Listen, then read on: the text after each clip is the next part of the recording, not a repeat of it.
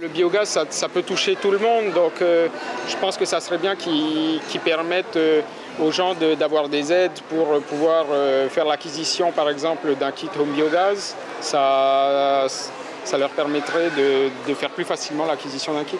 Aujourd'hui, c'est vrai que le gaz qu'on consomme, c'est du gaz importé, c'est des énergies fossiles, donc on va dire que c'est pas forcément du gaz très propre.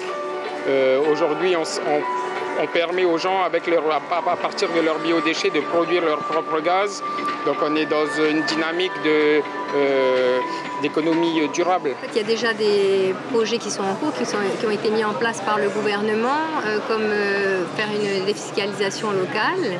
Le texte a déjà été, il y a eu un premier texte et ce serait bien que ça puisse être mis en place assez rapidement pour permettre à des plus jeunes ou des gens qui se lancent dans leur vie professionnelle de pouvoir acheter, parce que les prix de la construction ont pas mal augmenté et ce serait, du coup, ça permettrait à plus de gens de devenir propriétaires. Par rapport au chauffe-eau solaire, on va dire qu'on a certaines aides pour actuellement de l'État, notamment avec la défiscalisation et tout.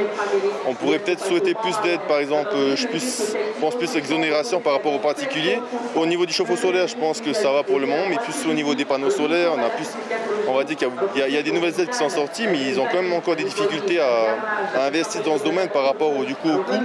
C'est sûr que quand tu as des factures d'été assez élevées, ou peu importe, réussir à compenser ce coût, c'est vachement intéressant par rapport à certaines familles. Et quand ils voient l'investissement par rapport aux panneaux solaires, c'est sûr que souvent ça les freine.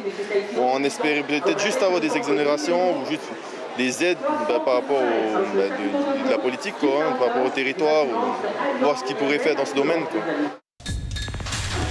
L'information en continu sur Polynésie la première, Internet et réseaux sociaux.